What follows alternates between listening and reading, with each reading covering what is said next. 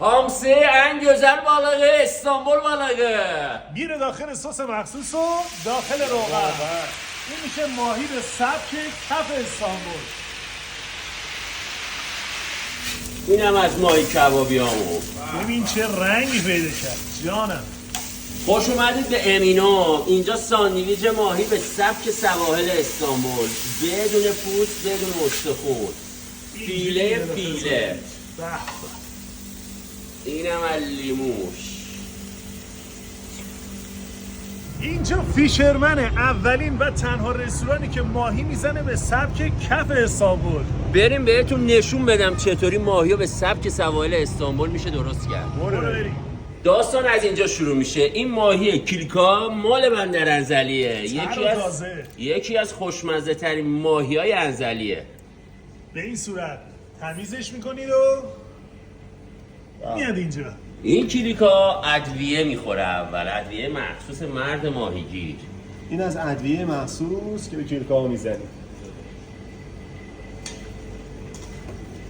نمیگی داخلش چی هست؟ دیگه اینا رو دیگه بیان امتحان کنم مزه‌شو ببینن چیه. ولی خب مزهش کف استانبوله. کف استانبول. ادویه خور میشه. قشنگ. مرحله بعدی چیه؟ مرحله بعدی میره داخل آب.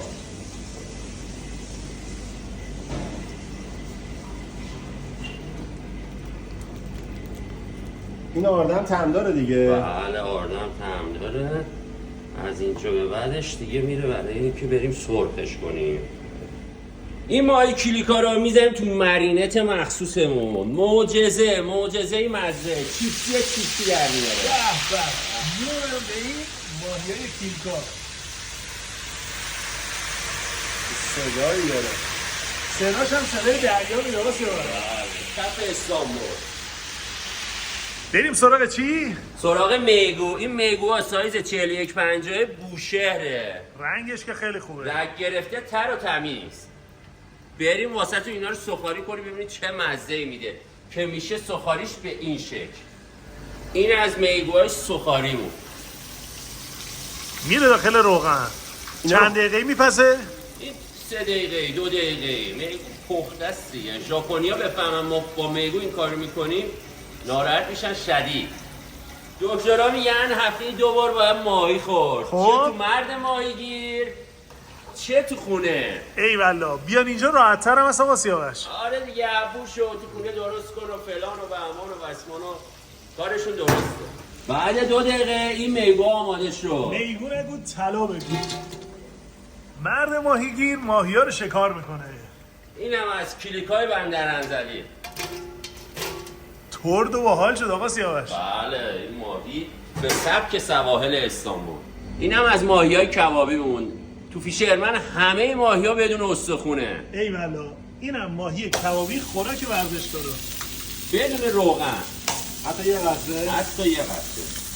روغن خود ماهی پس میزنه رو گیرید و باید میشه برشته. اینم از ماهی کبابیامون. ببین چه رنگی پیدا کرد جانم. چی میخواد؟ این یه لیمو میخواد اولش. یه لیمو هم بخوره کار تمومه. اینم از مزه خورا. این آلو سیرو کرمونه. به به. این ترکیب خودم عاشقشم. سس آلو و سیر و کره. این یکی چی آسیاوش؟ این یکی سبزیجاته. سبزیجات. هر کی ماهی خور نباشه اینجا ماهی خور میشه. این خوراک ورزشکاراست دیگه. این خوراک ورزشکارا. مزه ترکیبی هم دارین؟ بله. این مزه دودیمونه. اینو میزنم. میتونن ترکیبی انتخاب کنن. بله کنارش واسهتون آلو و سیر و کره میزنم. پس میشه مزه ها رو ترکیب کرد. بله هر کی هر جور دوست داشته باشه. ماهی خورا هر جور ماهی دوست داشته باشن با هر مزه‌ای ما در خدمتیم. اینم از سبزیجات. اینم از سبزیجات. ولی بیشتر مشتری‌ها این آلو سیر و کره و دودی و میکس میگیرن از ما. خیلی خوب. پرطرفدارترین سسامونه که رو ماهی میاد. خوش اومدید به امینو. اینجا ساندویچ ماهی به سبک سواحل استانبول، بدون پوست، بدون استخون، فیله فیله. به.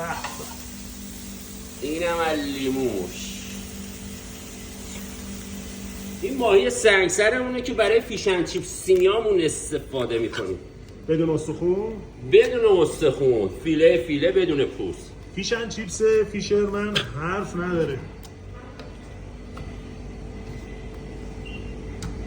اینم فیشن چیپس ماهی شیرمونه، بدون استخون بدون پوست. میره داخل روغن. ماهی دریایی؟ ماهی جنوبه، ماهی جنوبمون همه چون فیشن چیپس میشن.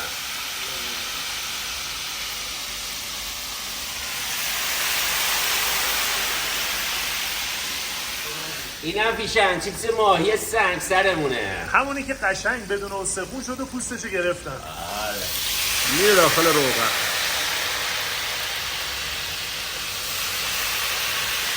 اینم از فیشن چیپس های مرد ماهیگیر، ماهی شیر، اینم ماهی سنگسر.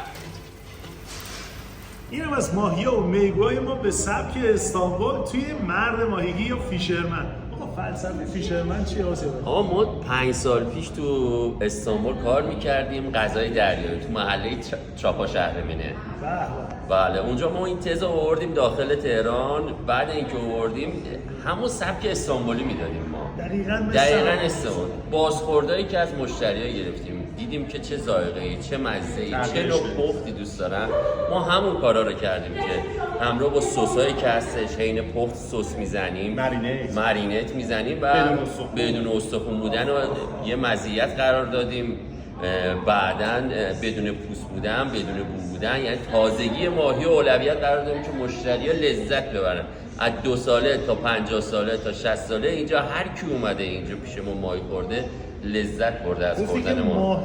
اونایی که ماهی دوست ندارن هم ماهی خور کردیم. بله ماهی خور کردیم. سس‌های دستساز، ماهی بدون پوست و استخون. دیگه نگم براتون فیشرمن اولین و تنها جاییه که این سبک ماهی رو سرو میکنه در تهران. بریم سراغ معرفی. این میشه ماهی کیلکای پرسی، این میشه ماهی سالمون با 3 تا مزه سس، این میشه فیله ماهی سنگسر یا هم فیشن چیپس، میگو سوخاری. این ترکیب هم است، هم میگو داره هم فیشن چیپس داره هم 2 نفر هم میشه میگه. این 2 نفر از غذای 2 نفر کامل. این میشه چی؟ فیشن چیپس ماهی شیرمونه. اینم ساندویچ جذابشون که یه سمنه، درسته؟ بله سالمون ایرانیه، ایرانیزه شده با سس سیر و کره و سس‌های دستسازشون. برای بعد از غذا در نظر گرفتن که کاکوتی با باقلوا بزنید. سردی ماهی و میگو رو میشوره میبره. آدرسشون هم میشه ستارخان روبروی خیابون نیایش. جاتون خالی بچه‌ها.